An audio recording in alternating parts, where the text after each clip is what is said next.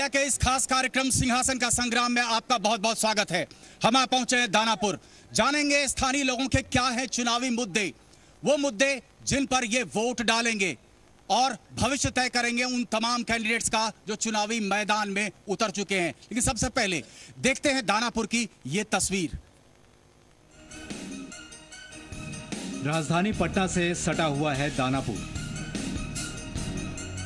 दानापुर में तीसरे चरण के तहत 28 अक्टूबर को वोट डाले जाएंगे। यहां मुकाबला त्रिकोणीय दिख रहा है। बीजेपी की आशा देवी और आरजेडी के राजकिशोर यादव के बीच लड़ाई को निर्दलीय उम्मीदवार टिंकू यादव दिलचस्प बना रहे हैं। टिंकू यादव विधान पार्षद रीतलाल यादव के भाई हैं। दानापुर में यादव जाति के मतदाताओं की संख्या सबसे ज्यादा है। पार्टी कोई भी हो, 1969 के बाद हुए चुनावों में जीते सभी प्रत्याशी यादव जाति के ही हैं।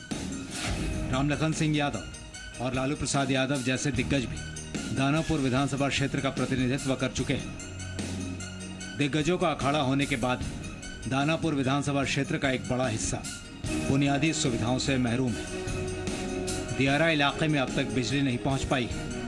बरसात के मौसम में शहर से दियारा का संपर्क कट जाता है। शहरी क्षेत्र में भी सड़क और नाले की स्थिति अच्छी नहीं। दानापुर से सटे मनेर विधानसभा क्षेत्र में भी सड़क, शिक्षा और स्वास्थ्य की स्थिति बदतर है। यहां बीजेपी के श्रीकांत निराला का मुकाबला आरजेडी के भाई वीरेंद्र से। मनेर में गंगा कटाव और शुद्ध पेयजल बड़ा चुनावी मुद्दा है। यहां इस बार चुनाव में जमीन और मुआवजे का मुद्दा गूंज रहा है। अब देखना है कि दानापुर और मनेर में बाजी किसके हाथ लगती है।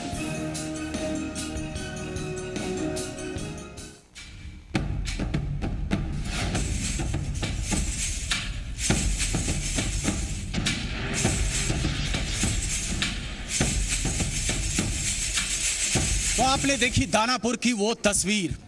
क्या इस इलाके में ग्रेटर नोएडा, फरीदाबाद या फिर गुड़गांव बनने की क्षमता नहीं है? हम जानने की कोशिश करते हैं अपने स्थानीय संवाददाता इश्तियाक से। इश्तियाक, मूलभूत सुविधाओं से वंचित है ये पूरा का पूरा इलाका। आप तो रात दिन इस इलाके में घूमते रहते हैं, आप बताइए समस्याएं मूलतः हैं क्या? बिल्कुल शिवपूजन जी, जिस तरह पटना के सटे सभी एरिया में ग्रेटर पटना बनाने की बात कही जाती है, लेकिन जो भी दानापुर के आसपास जितने भी एरिया है उन 20 फीट के सड़कों पे लगातार बड़ी बड़ी इमारतें बनाई जा रही है, अपार्टमेंट बनाया जा रहा है, जिससे जल जमाव की निकासी होती है। तो ये कहाँ के कानून में है, पहला सवाल। दूसरा कि जितने दियारा यहाँ से महज 3 से 4 किलोमीटर की दूरी पड़ती है, वो दानापुर शहर से अगर पुल से जोड़ा जाए तो मात्र 3 से 4 मिनट का रनिंग माना जाता है। वहाँ लगातार आर्सेनिक की समस्या, लोगों को नदी में डूबना, मरना, पीपा पुल खुल जाना, पीपा पुल की बाद लगातार पक्का पुल का लोग मांग कर रहे हैं। इस बार लोगों ने वोट बहिष्कार की भी बात कही, लेकिन कोई भी सरकार उन तक पहुंचने की कोशिश नहीं की। तो ये आखिर किस ग्रेटर पटना में आता है, कैसा ग्रेटर पटना है ये, यही मैं जानने की कोशिश करूंगा यहाँ की जनता। और हम चलते हैं अब अपने वरिष्ठ संवाददाता आनंद अमृतराज के पास। आनंद, आप स्थानीय लोगों से बात करें, जानने की कोशिश करें इनके लिए चुनावी मुद्दे क्या है। निश्चित रूप में इश्तियाक जिस तरीके से कह रहे हैं, लगातार दियारा वो क्षेत्र है जो शायद विकास के पटल पर, रोड मैप पर कहीं पर वो इंकित ही नहीं है, नजरअंदाज है वो पूरा का पूरा क्षेत्र। और मुझे, जैसे कि यहाँ के स्थानीय लोग पहले बता रहे थे, तकरीबन 3 से 4 महीने तक पूरा का पूरा इलाका कट ऑफ रहता है। हम चाहते हैं कि आप स्थानीय लोगों से बात करें, जानने की कोशिश करें क्या है इनके लिए चुनावी मुद्दे।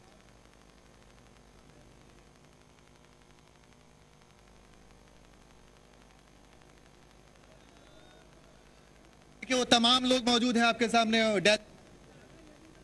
निधि चुन के आएंगे आपके लिए, कई सारी समस्याएं होंगी, लेकिन सवाल आपसे के लिए हमारे विधायिका से सवाल है कि उनके प्रतिनिधि करती है, लेकिन उनको नहीं है, क्या लगता है? चलिए आनंद, मैं आगे से कुछ लोगों से सवाल लेता हूं, इनके लिए क्या मुद्दे होंगे जब आप वोट डालने जाएंगी, तो आपके लिए मुद्दे कौन से अहम होंगे?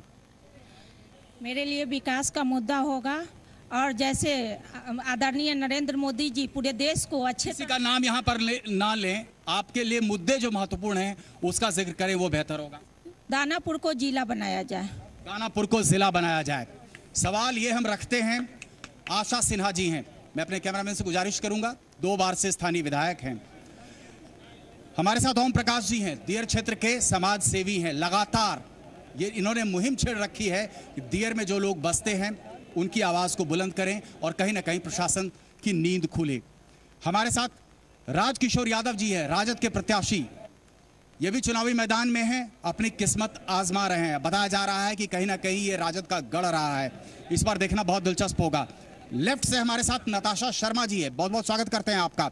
और पिंकू यादव जी इंडिपेंडेंट के रूप में, टिकट शायद नहीं मिल पाया पिंकू यादव जी को, इसलिए इंडिपेंडेंट के तौर पर हम सबों का बहुत बहुत स्वागत करते हैं। लेकिन इसके पहले थोड़ी सी पर्सपेक्टिव लेने की कोशिश करते हैं। स्थानीय मुद्दे आखिर हैं क्या, इस तरफ से शुरू करें। सबसे पहले तो मैं ये जानना चाहता हूँ, बात हो रही थी ग्रेटर नोएडा और गुड़गांव से तुलना की जा रही थी दानापुर की, वो तो बहुत दूर की बात है। मैं ये जानना चाहता हूँ कि दानापुर की बाकी जो विधानसभा क्षेत्र पटना की है उससे कोसों दूर है, और हमारे विधायिका जी की उपस्थिति दानापुर की जनता में तो नगण्य रही ही है, विधानसभा में भी नगण्य रही है। उन्होंने कोई सवाल नहीं उठाया दानापुर की समस्या को लेकर के। देरा की समस्या तो दूर की है, शहरी क्षेत्रों में जो समस्या उन्होंने क्या निष्पादन किया। समस्याओं का आप जिक्र करना चाहेंगे? जल जमाव है हमारे यहाँ जो लाइटिंग की व्यवस्था ठीक नहीं है, स्ट्रीट लाइट कहीं पर नहीं है, आरपीएस मोड़ वगैरह में चल जाए तो सड़कें अभी तक जो बनी नहीं है। पिछले 10 साल पहले जो सड़कें बनी थी वही सड़कें अभी भी काम में आ रही हैं। ठीक है, कहीं से कोई इनका योगदान पूरे क्षेत्र में आपको नहीं दिखेगा।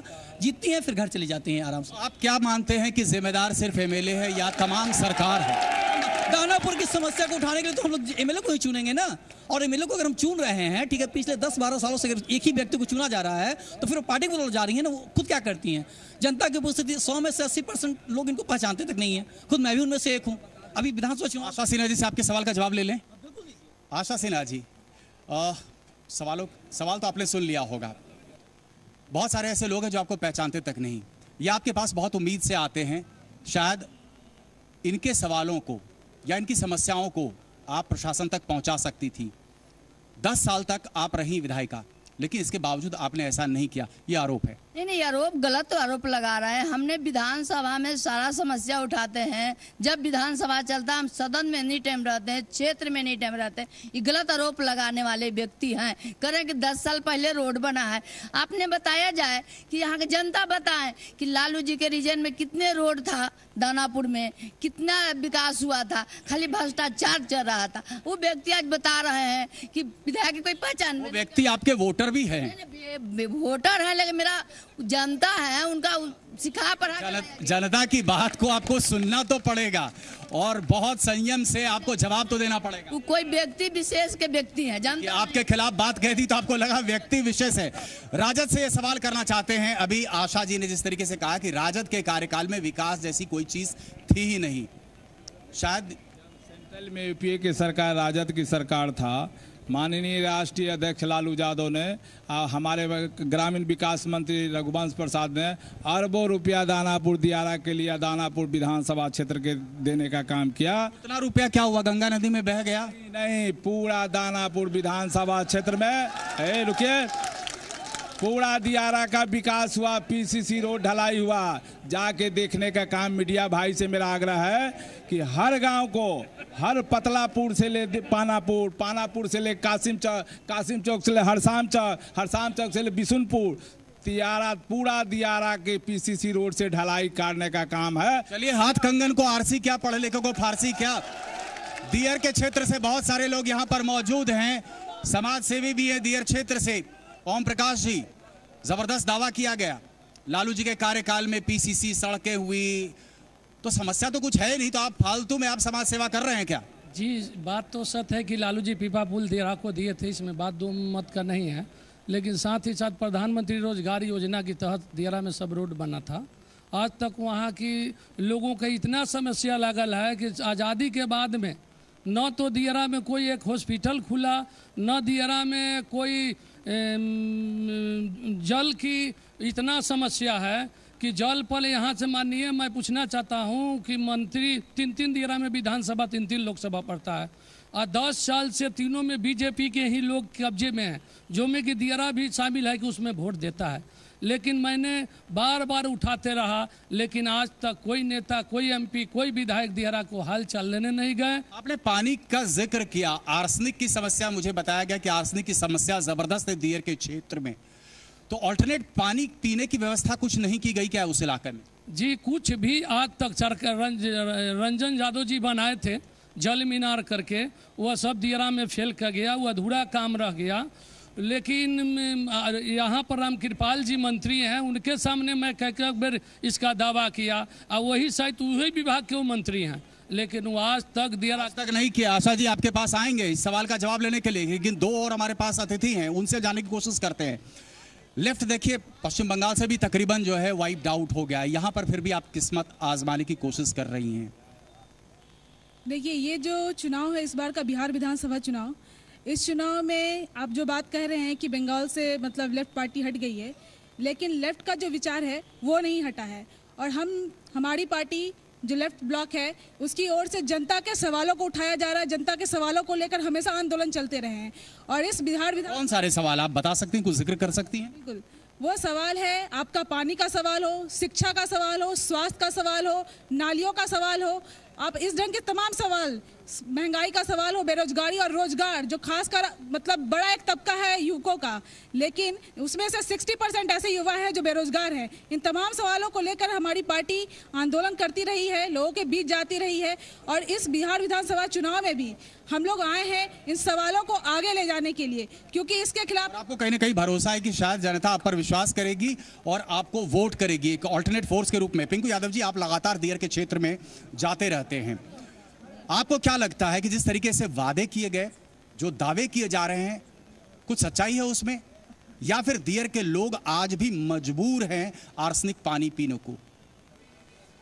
ये तो साफ तौर पे दियर के अभी वासी लोग यहाँ पे बहुत से हैं, वो खुद अपना व्यक्त कर सकते हैं कि आसीन है, उन्हें पानी का स्वच्छ पानी मिलता है या नहीं मिलता है, वो खुद बता सकते हैं। जहाँ तक मेरी नज़र है, दियरवासी इस चीज़ से कोसों दूर हैं, विकास से कोसों दूर है। हम चाहते हैं आनंद अमृतराज जी, आप यहाँ पर दियर के क्षेत्र के बहुत सारे लोग हैं, उन लोगों से जानने की कोशिश करें। चलिए हमारे पास, आप दियर के क्षेत्र से आते हैं।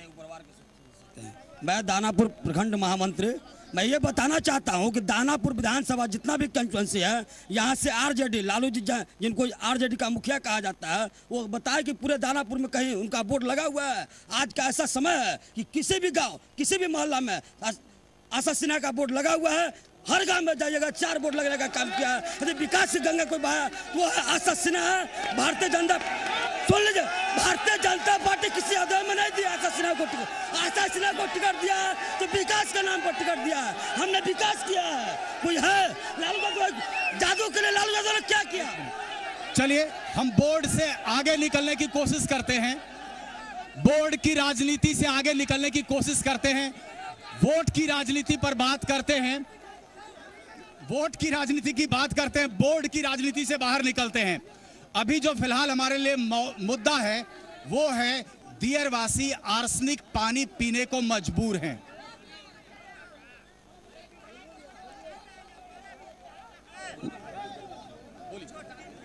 दियारा के लोग को आर्सेनिक युक्त पानी पीने के लिए मजबूर किया गया है। यहाँ का टोटल व्यवस्था का दोष है, जिसमें खास करके हम विधायिका से अपेक्षा रखते थे कि जब विधायिका हुआ करती होती तो वो विकास करने का काम करते, लेकिन दियारा आज़ादी के बाद पानी के लिए दियारा तरस रहा है, इसमें कोई दो राय नहीं। विडंबना देखिए कि दियर का क्षेत्र पानी के लिए तरस रहा है। आपसे हम जानने की कोशिश करते हैं, पार्टी पॉलिटिक्स से थोड़ा सा आगे हटें, विकास की बात करें। बिल्कुल, मैं हट करके बात करता हूँ। ये जो हमारे बंधु जो विधायिका जी के बारे में उन्होंने, विधायिका जी को छोड़ देते हैं, उसके ऊपर उठने की कोशिश करते हैं, ऊपर उठने की कोशिश करते हैं, बिहारी के नाते बात करते हैं। वार्ड नंबर 20 का निवासी हूँ और वार्ड नंबर 20 का जितने भी व्यक्ति हैं कभी चप्पल पैर में पहन करके नहीं जाते हैं, फुल पैंट पहन करके नहीं जाते हैं। हमारे जो बंधु ने कहा, हमारे बंधु जी ने अभी कहा तुरंत कि जहां कहीं भी देखिए तो लगा हुआ है बोर्ड।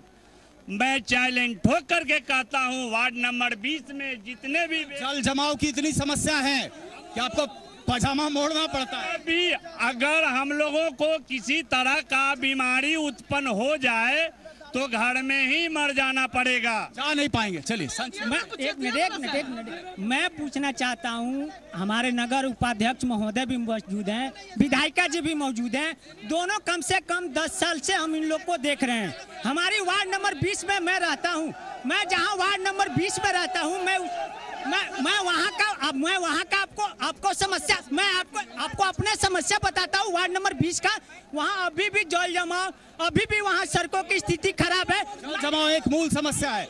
आनंद आपके पास आते हैं, जल जमाव एक जबरदस्त समस्या है इस पूरे के पूरे इलाके में।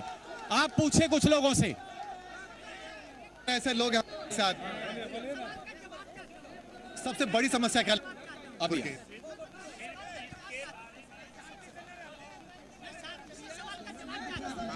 आप बताइए।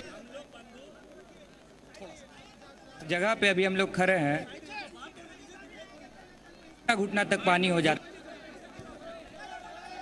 चलिए आनंद, आगे भी कुछ लोग हैं, आगे जो लोग हैं उनसे जाने की कोशिश करते हैं, उनके लिए समस्याएं क्या हैं। पार्टी पॉलिटिक्स से थोड़ा सा आगे हट करके स्थानीय समस्याएं आप देखिए जाकर ब्लॉक में बसे हुए हैं, क्या उनके पुनर्वास की कोई व्यवस्था हुई है? भारतीय जनता पार्टी के लोग ने उठाया है सवाल कि दानापुर में लालू यादव का वो बोर्ड नहीं है, जहां आप हॉस्पिटल में बैठे हुए हैं। 2 करोड़ का फंड दिया लालू यादव ने, 2 करोड़ का फंड दिया। चलिए 2 करोड़ रुपया दिया था माननीय लालू यादव, यहाँ 2 करोड़ का इसी हॉस्पिटल में। पूछे विधायिका थे, हम पूछ लेते हैं विधायिका जी। एक मिनट, शांति से, थोड़ी शांति से शांति की अपील करते हैं, थोड़ी शांति की अपील करते हैं।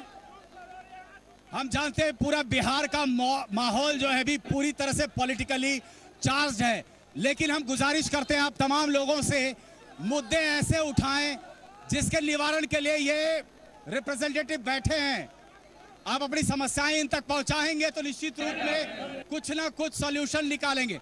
कुछ लोगों की शिकायत है जल जमाव की। जल जमाव का दानापुर में समस्या सही में है।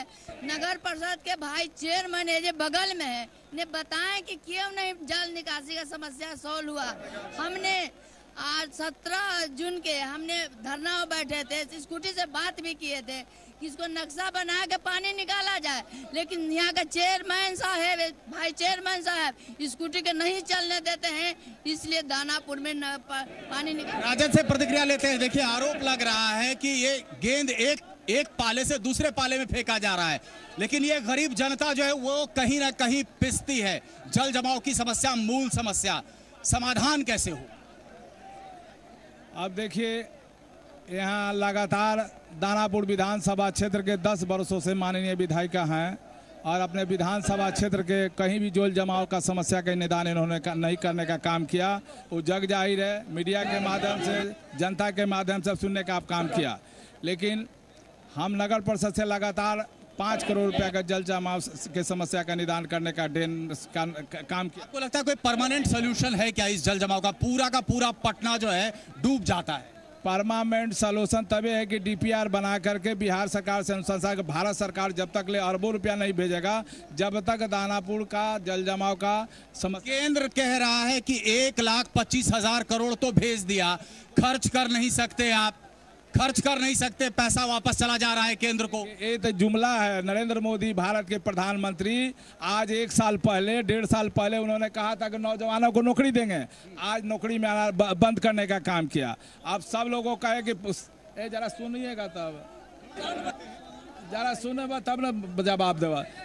भारत के प्रधानमंत्री नरेंद्र मोदी ने बिहार में आए और घोषणा किया कि प्रत्येक परिवार को जो है काला धन ला करके 15-15 लाख रुपया देने का काम किया। अब कहते हैं कि अब जुमला है, तो हर एक परिवार के जो 10 परिवार हैं तो 15-15 लाख से 1.5 करोड़ मिलता ना, लेकिन आज तक उन्होंने। आपको लगता है आप लोग सब उम्मीद संजोए हुए हैं कि 15 लाख रुपए एक परिवार में आएगा, विकास खुद ब खुद हो जाएगा, इसलिए हम विकास नहीं करेंगे? भारत के प्रधानमंत्री घोषणा पर घोषणा कर रहे हैं। आप कहते हैं भारत के प्रधानमंत्री ऐसा बोलता है, बोलो 50 लाख, बोलो 60 लाख, बोलो 70 लाख, बोलो 90 लाख, बोलो 1.25 करोड़। ऐसा कहीं प्रधानमंत्री होता है?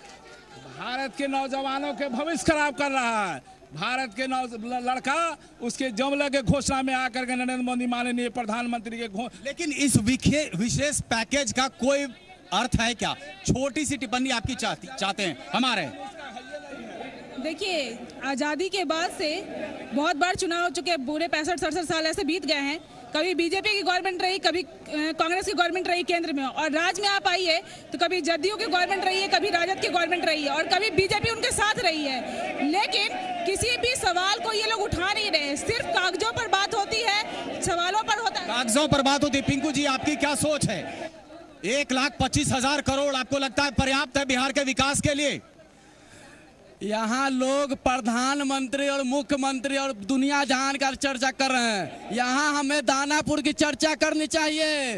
दानापुर की जनता की किस स्थिति में है, ये दानापुर की जनता के बारे में हम लोगों को यहाँ सोचने का मौका मिला है। दानापुर जनता के बारे में सिर्फ बात करें। बड़ी बात कही गई कि दानापुर की जनता से हमें उनके स्थानीय मुद्दों पर बात करनी चाहिए। चलिए, हमारी मजबूरी है। कुछ स्टूडेंट्स हमारे साथ, इन्हीं से हम जानने की कोशिश करते हैं आपके लिए मुद्दे कौन से हैं अहम?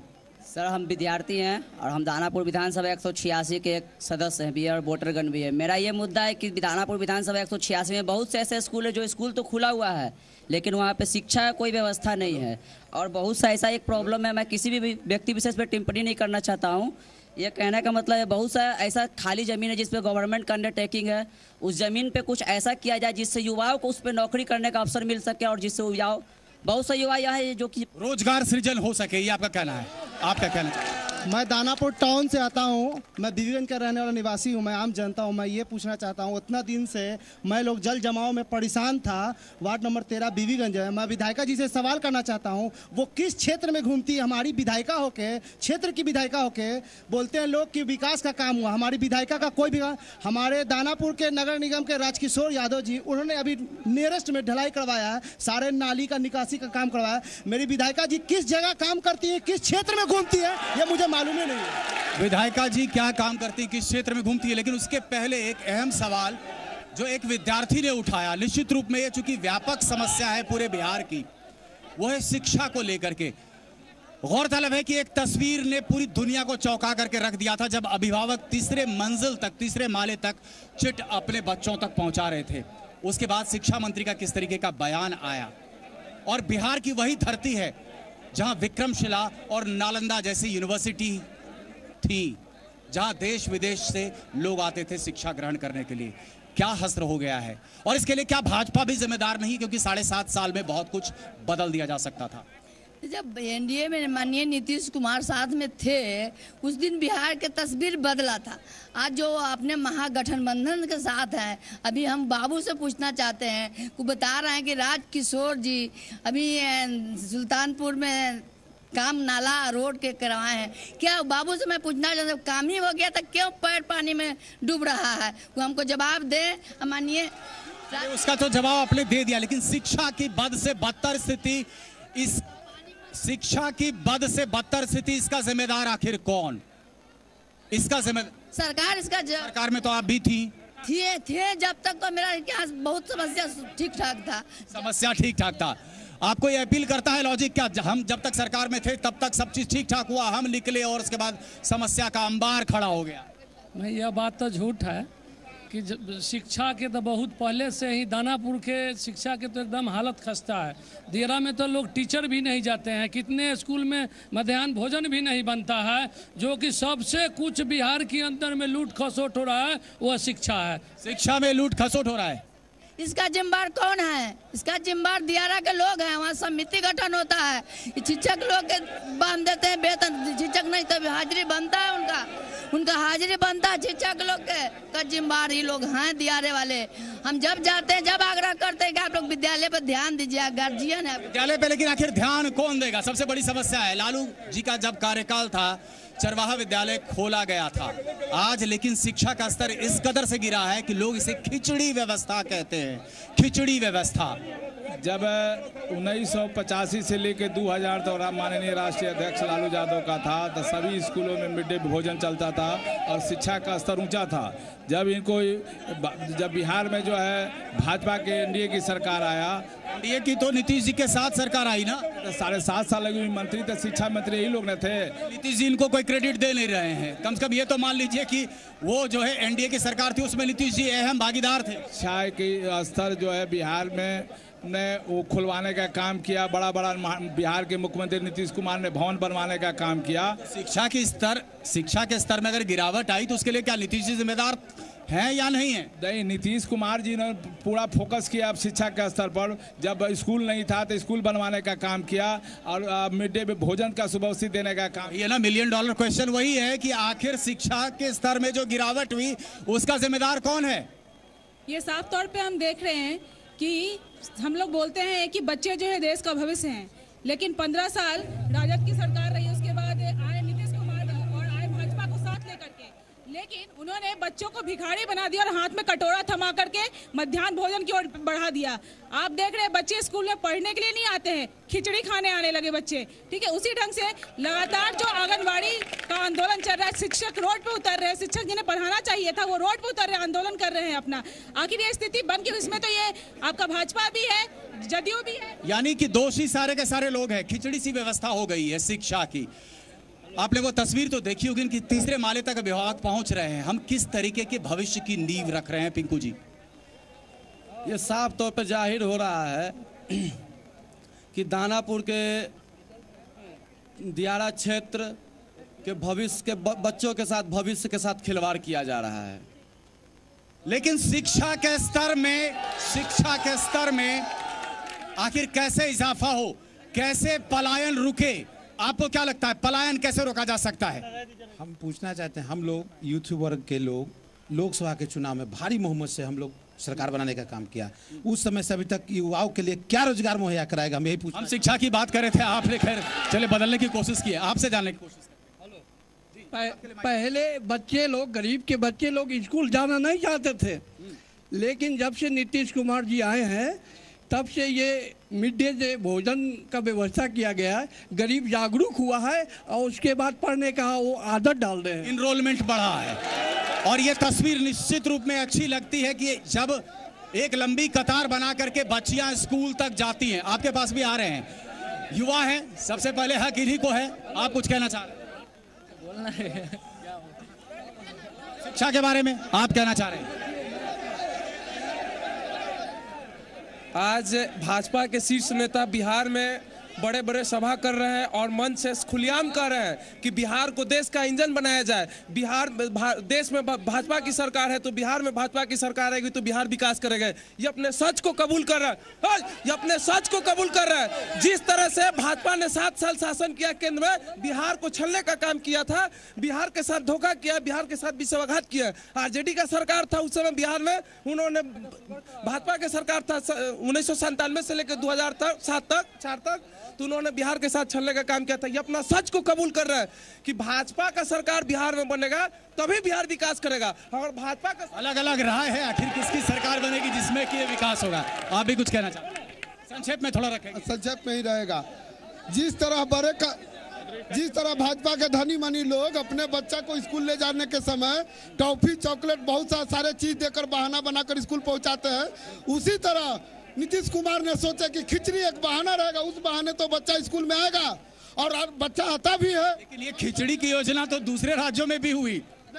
ठीक है, लेकिन नीतीश जी इसका डिमांड रखे थे, इन्हीं का सोच था जो दूसरे राज्यों में हुआ। ये भारत सरकार का ये यहाँ जो कमी रह गई है वो विधायिका का देन है कि यहाँ कमी रह गई है, काफी कमी रह गई है।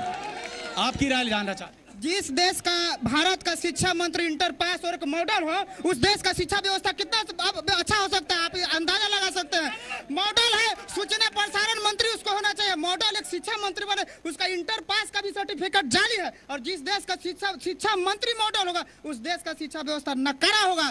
तो आपके हिसाब से आपको क्या लगता है बिहार में कौन सी ऐसी पॉलिटिकल पार्टी है जो अच्छी शिक्षा? जनता दल ने अपने शासन काल में शिक्षकों की बहाली की, प्रतियोगिता के आधार पर बहाली की, लेकिन आपके समय में बीजेपी के समय में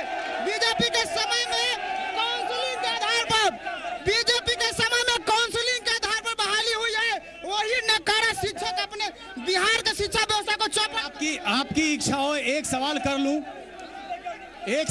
लूं, अगर राजद के कार्यकाल में शिक्षा की व्यवस्था इतनी अच्छी थी तो आज की तारीख में विपक्ष क्यों ये सवाल खड़े कर रहा है कि अपने दोनों बेटों को क्यों नहीं पढ़ा पाए लालू प्रसाद यादव। एक मिनट रुके ना। आज नीतीश जी हमारे जो है बिहार के मुखिया है। अब बिहार के मुखिया होने के बावजूद भी आज का जो स्थिति, हेलो, हमारा वही बिहार का मुख्यमंत्री चारा चोर है ना। राबड़ी देवी कितना पास थे, उसका क्या क्वालिफिकेशन था जिन्होंने बिहार में 5 साल राज किया। बैठ के चलिए हम आपके पास आते हैं। दो तरीके की राय आ रहे हैं। दो तरीके की राय आई। कुछ ने कहा कि राजद के कार्यकाल में शिक्षा की व्यवस्था अच्छी थी। एक सवाल ये भी खड़ा किया जा रहा है कि शिक्षा की इतनी अच्छी व्यवस्था थी तो अपने दोनों बेटों को बहुत अच्छे से पढ़ा सकते थे।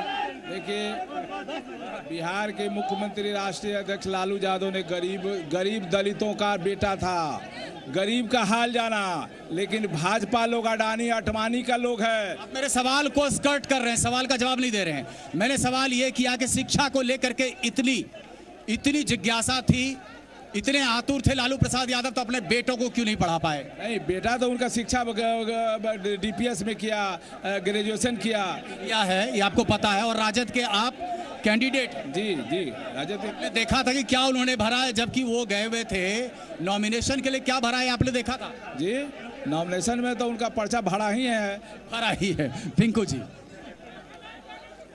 शिक्षा सबसे बड़ी समस्या है। शिक्षा पूरी नींव खड़ी की जा सकती है। भविष्य निर्धारित है शिक्षा पे। भविष्य निर्धारित, बच्चों का भविष्य निर्धारित पे और नौजवानों का शिक्षा पे ही हम लोग बात किया जाए तो जहाँ तक मुझे नजर आती है वहाँ तक शिक्षा का कोई स्तंभ नहीं है, कुछ नहीं है। आपको क्या लगता है? देखिए, विचित्र से विडंबना है। कुछ लोग दावे कर रहे हैं राजद के कार्यकाल में शिक्षा की अच्छी व्यवस्था हुई। आज स्थिति आ रहे हैं, 2 मिनट में आ रहे हैं, आपके पास आ रहे हैं, तुरंत आ रहे हैं। अभी से कुछ वक्त पहले हम बेगूसराय का दौरा कर रहे थे। छोटी सी बच्ची एक आई कार्यक्रम के दौरान और आकर के कहती कि 31,000 विद्यार्थियों पे महज 25 शिक्षक। देखिए, आप यूनिवर्सिटी, कॉलेज, स्कूल कहीं भी चले जाइए, बिहार की जो स्थिति है कि 50% से भी कम शिक्षक है, नॉन टीचिंग स्टाफ है। शिक्षा के अंतर्गत मैं बात कर रही हूँ कि 50% से भी कम शिक्षक है, नॉन टीचिंग स्टाफ है। ऐसे में शिक्षा व्यवस्था उत्तम होगी। जो ये दावे कर रहे हैं तो ये साफ जाहिर है कि पूरा तरह से खोखला दावा है। दावे खोखले हैं। भाजपा का एक पोल प्लैंक है ये कि शिक्षा व्यवस्था को दुरुस्त करेंगे। जो पलायन है शिक्षा को लेकर के, इस पलायन पर अंकुश लगेगा। जब तक हम लोग थे एनडीए की सरकार में तब सारे युवा लोग बाहर जाने वाले भी बिहार में आए थे।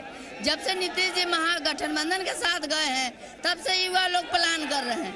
पलायन की स्थिति तो पहले से भी थी। फिर से उन बच्चों के पास आता हूँ। शिक्षा से लेकर के मुद्दा है, शिक्षा से लेकर के मुद्दे पर बात करेंगे। नहीं, आपने जो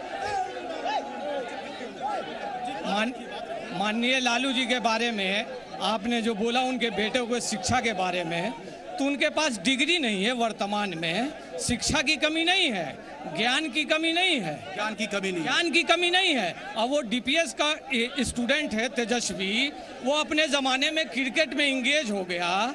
क्रिकेट वो विस्तार रूप से खेल रहा था। उसके पास डिग्री नहीं है, ज्ञान की कमी नहीं है। और तेज प्रताप इंटर पास है, वो आगे भी पढ़ेगा। इसमें कहीं हमारे माननीय लालू जी का बेटा अशिक्षित नहीं है, वो ज्ञानी है। उसके अंदर आपकी बात मान ली, के अंदर राज्य के नेतृत्व करने की क्षमता है। आपकी बात मान ली। चलिए हम आएंगे आपके पास। आनंद, आपके पास आते हैं। आनंद, जरा कुछ लोगों से बात करने की कोशिश करें। निश्चित तौर पर श्री पूजन जी, और हम कुछ सवाल करना चाहते थे लेकिन उसके पहले कुछ महिलाएं, हम इनसे बात कर लेते हैं और महिलाओं से सवाल लेना बहुत जरूरी है। बताइए। जी हाँ, मैं पूछना चाहती हूँ, चाहे वो गठबंधन हो, चाहे वो महागठबंधन हो, चाहे वो भाजपा हो, चाहे कांग्रेस हो, चाहे जदयू हो, चाहे राजद हो, सवाल पूछिए। आज तक आजादी के 52 से इलेक्शन हो रहा है, लेकिन आज तक क्या हुआ है? लगातार शिक्षा का स्तर गिरा है, लगातार बेरोजगारी बढ़ी है, लगातार स्वास्थ्य का स्तर गिरा है। आज तक ये कहाँ थी सरकार? जो बुनियादी जरूरत है वो भी बात नहीं पाई। बताइए। हम विद्यालय शिक्षा समिति हम बोल रहे हैं। मेरा विद्यालय में इतना स्थिति खराब है कि शिक्षा पदाधिकारी दानापुर मिली भगत से चलता है, खाली शिक्षा में भ्रष्टाचार हो गया। आप बताइए। हाँ, शिक्षा के व्यवस्था की बात हो रहा है।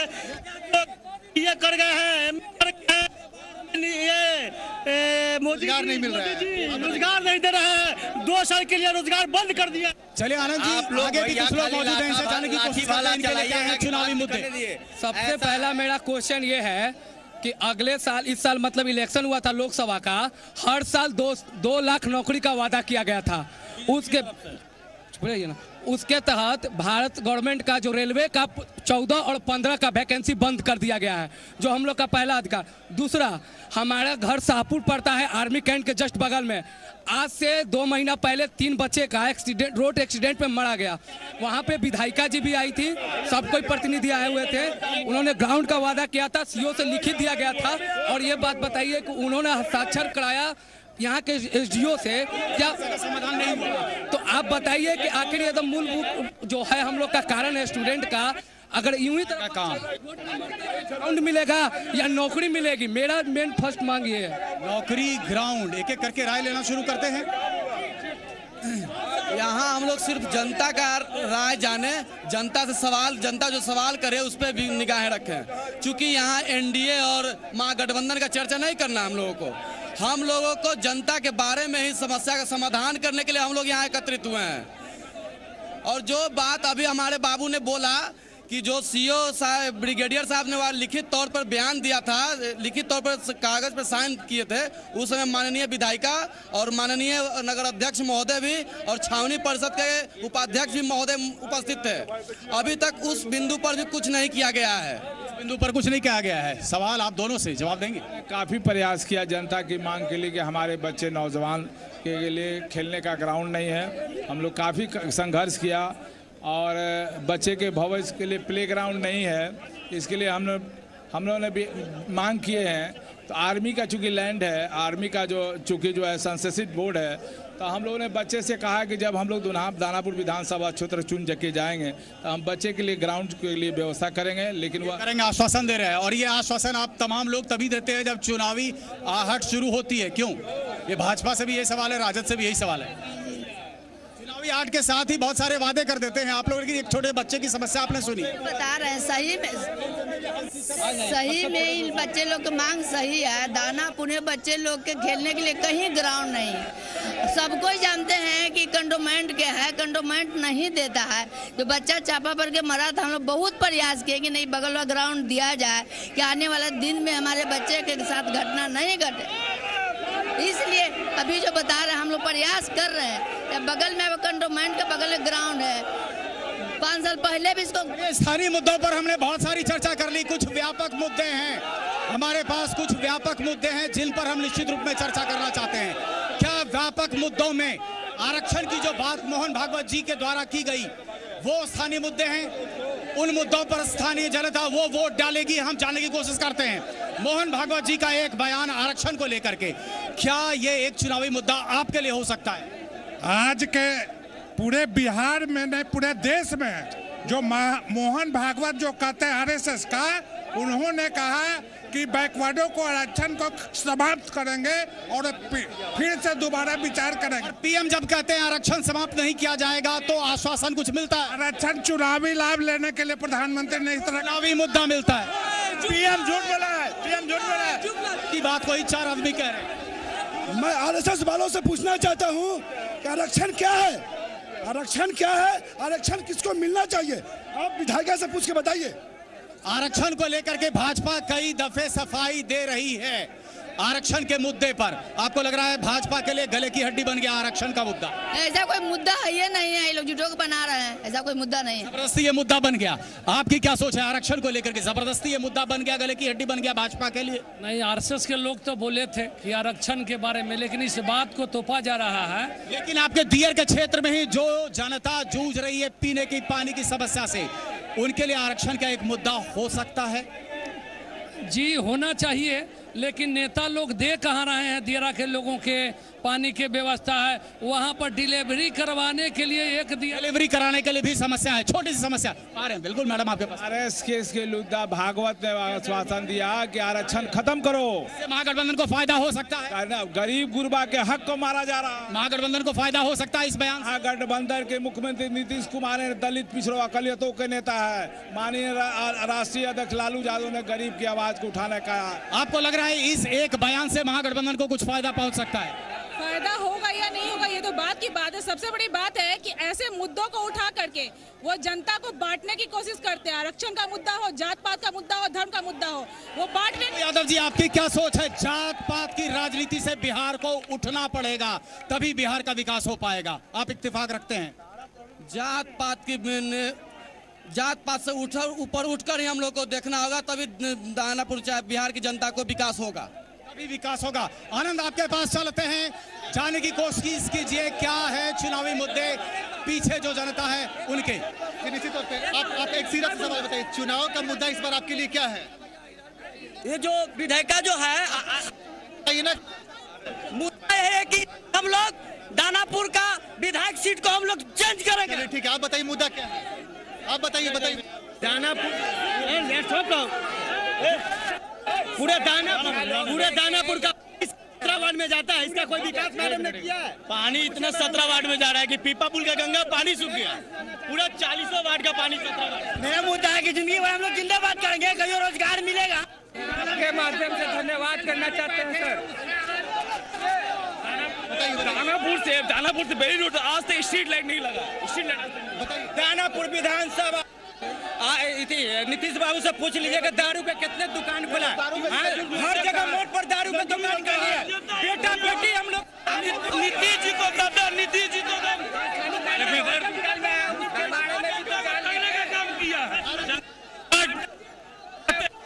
काम किया तो नीतीश जी टंगने का काम किया। आपको विधायिका बना दिया गया, आप बोल रहे हैं कि प्यारा दोषी। चलिए हम आगे मीडिया से अनुरोध है कि वो महिलाओं के क्या है मुद्दे। तकरीबन 5% ज्यादा तादाद महिलाओं की निकली वोट डालने के लिए प्रथम फेज में, फर्स्ट फेज में। महिलाएं बदलाव चाहती हैं, क्या लग रहा है आपको? महिलाएं सुरक्षित हैं और मैं यहाँ की देख रही हूँ जिनके विधायक ना बने हुए हैं वो इतना डिसिप्लिन को तोड़ रहे हैं, तो बनने के बाद कितना तोड़ेंगे? आज विधायक ये जो 5% ज्यादा तादाद में महिलाएं सामने आई वोट करने के लिए, उनके लिए सुरक्षा जो है सबसे बड़ा मुद्दा है, आपको क्या लग रहा है? हाँ, सुरक्षा है। महिलाएं और भी महिला को सुरक्षित होना चाहिए।